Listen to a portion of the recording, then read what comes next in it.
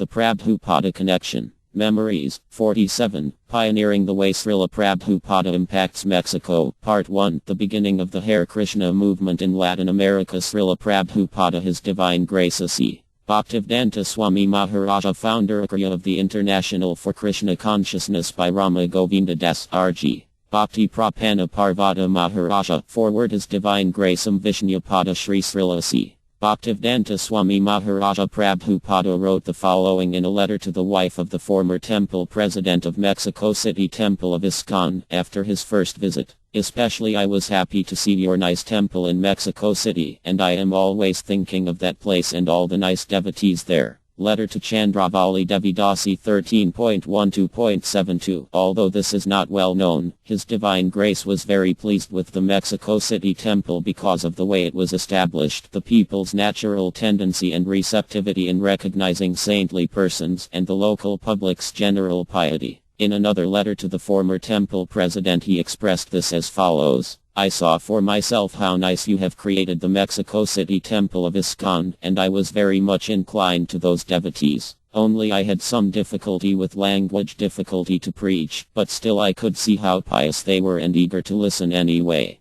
That is the only qualification, if someone is eager for spiritual improvement. Letter to Chitsukananda Das 11.12.72. By Lord Sri Krishna's grace, I was fortunate enough to be one of those devotees, as Srila Prabhupada kindly called us. Although I personally do not feel as such, it was only because of his causeless mercy that he kindly appeared in our lives, that we were at the right place in the right time. As it is said in the Sri Caitanya Charitamrita. Brahmanda Brahmite Kona Bhajyavan Jiva Guru Krishna Prasad Pay Bhakti Lata Bija. According to their karma, all living entities are wandering throughout the entire universe. Out of many millions of wandering living entities, one who is fortunate gets an opportunity to associate with a bona fide spiritual master by the grace of Krishna. By the mercy of both Krishna and the spiritual master, such person receives the seed of the creeper of devotional service. C.C. Madhya 19.51. We should confess that we have not been able to adequately take advantage of the great opportunity we have been given.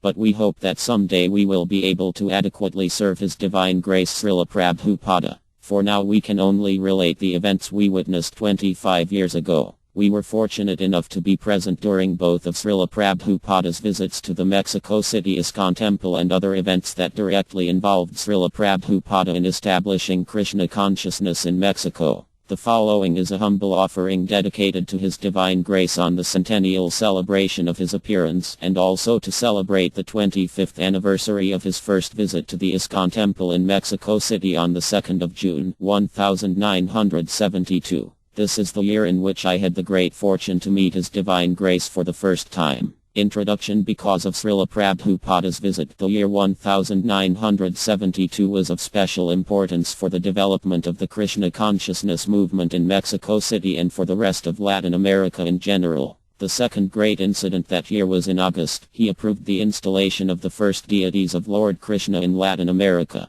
Their lordships Sri Sri Jagannatha, Baladeva and Srimati Subhadra. In this way the Hare Krishna movement was permanently established there. Srila Prabhupada wanted temples in all main cities around the world. After he founded the Sri Sri Radhakrishna Temple in New York City, which is considered the first genuine Vaishnava temple in the Western world, he received the help of American youngsters who joined him. They became his disciples and helped him spread the Hare Krishna movement throughout the entire world. Mexico was one of the first countries with his early disciples and was the first one in Latin America. Chitsukananda Das, who was from New York City and came from a Puerto Rican family, and his wife Chandravali Devi Dasi, who was an American of Mexican descent, initiated the Krishna consciousness movement there. To their great fortune, the Mexican public was especially receptive.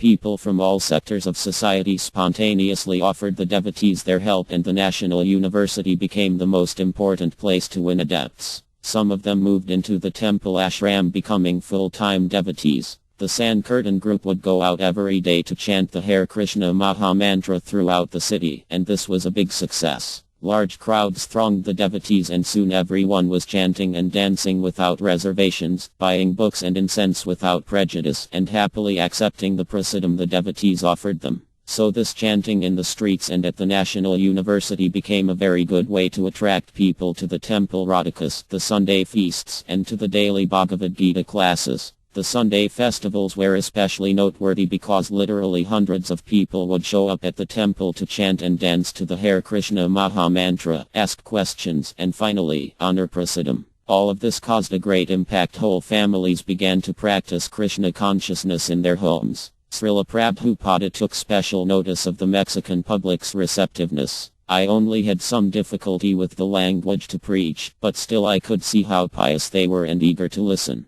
That is the only qualification if someone is eager for spiritual improvement. Letter 11.12. 72. Srila Prabhupada visited the Mexico City ISKCON temple after the devotees had moved into an old mansion that had previously used as the Ethiopian embassy and was located only 3 blocks from the country's official presidential residence. With his visit, Srila Prabhupada firmly established the Krishna consciousness movement in Mexico City by consolidating the regular temple programs like Mangala Aratika, Tulasi worship, Japa chanting, and Srimad Bhagavatam class for the early mornings and the evening programs with their Radikas, Bhagavad Gita classes, and Prasadam distribution to the guests. During this first visit he initiated local persons in order to establish these programs. With very few exceptions, practically all the residents in the temple ashrams were initiated. This greatly inspired the devotees of the big city who then went out to the streets and distributed the first books produced in Spanish.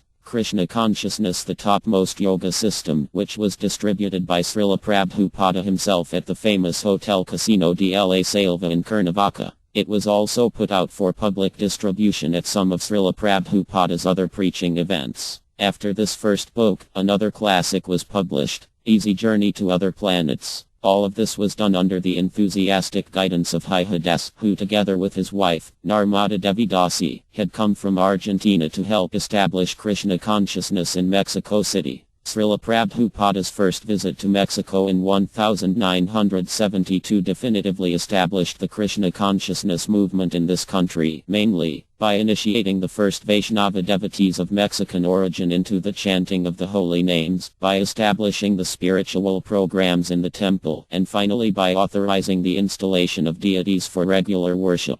To reinforce the movement in this country, Srila Prabhupada asked his more experienced Spanish-speaking disciples from other countries to go and help their Mexican godbrothers to develop their Krishna consciousness at a personal and collective level. He wrote in a letter to the leader of this group of pioneers, "As many Spanish-speaking devotees as possible can go there and help you, and you can expand into South America from there." Letter 5.03.72. Srila Bhaktisiddhanta Sarasvati Thakur ordered Srila Prabhupada to preach in the English-speaking countries. But by his causeless mercy and by the power of his preaching, Srila Prabhupada took the movement beyond that. Srila Prabhupada is the characteristic example of the preacher-devotee who travels everywhere helping the conditioned souls to liberate themselves from the clutches of material nature. The first time His Divine Grace blessed the temple in Mexico City with his presence, he exhibited the kind and merciful character of the Vaishnava preacher who goes to great lengths to preach everywhere irrespective of material limitations. So during his visit to Mexico he did not doubt in leaving the capital for going out to preach in provincial cities or in the open air at public squares or even in lush conference halls in expensive hotels. He visited the home of a devotee, the university campus, the Mexico Valley Masonic Lodge located in the city's downtown area, and he was featured on television in the well-known news broadcast 24 Horas con Jacobo Zabludovsky. But despite his many activities in and outside the city, he still had time to give classes, initiate disciples, and preach to the Sunday guests who, with extraordinary enthusiasm, were able to get a personal audience with him, being deeply impressed by the sublime personality of a pure devotee of Lord Krishna. This was certainly something they had never known or experienced before. Even though we did not make enough publicity for Srila Prabhupada's visit, many people went to the temple that Sunday and filled it up to its capacity. They had come to listen to His Divine Grace. Their souls were able to detect the opportunity to liberate themselves from material existence simply by listening to the words of a pure devotee. People were very enthusiastic and respectful in dealing with Srila Prabhupada. From the important director of the famous TV news broadcast, Jacobo Zabludovsky, to the simplest person who had contact with him. When Srila Prabhupada came to Mexico City, the biggest in the world, he gave us the opportunity to submerge in the ocean of pleasure that is the Sankirtan movement of Sri Chaitanya Mahaprabhu.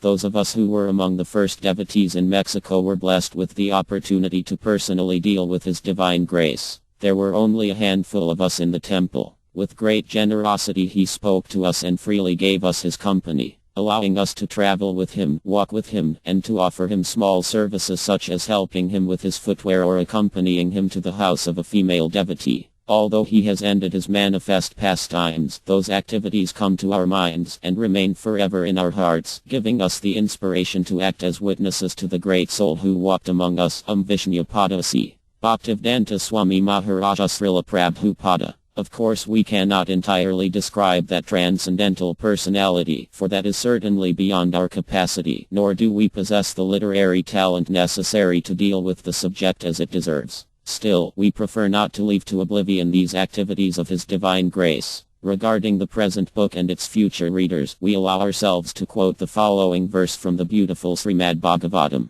From Sri Narada Muni's instructions to Srila Vyasadeva. Tadvag Visargo Janataga Viplavo Yasmin Prati Salodam Abadavati API Namani Anantasyo Yasonkatani Yat Shravanti Gayanti Grananti Sadava. On the other hand, that literature which is full of descriptions of the transcendental glories of the name, fame, forms, pastimes, etc. of the unlimited Supreme Lord is a different creation, full of transcendental words directed toward bringing about a revolution in the impious lives of this world's misdirected civilization. Such transcendental literatures, even though imperfectly composed, are heard, sung and accepted by purified men who are thoroughly honest. SB 1.5.11. This determination and the way to carry out the task are confirmed in the Bhagavatam. Tathapi Kirtayan mi Ango Yatha Matir Yatha Sutra. In spite of my inability, whatever I have been able to hear from the spiritual master, and whatever I could assimilate I am now describing. SB 3.6.36. For the same reason we support the testimonies presented in this book with pertinent quotes from the scriptures and from Srila Prabhupada's letters, lectures and works. The editors.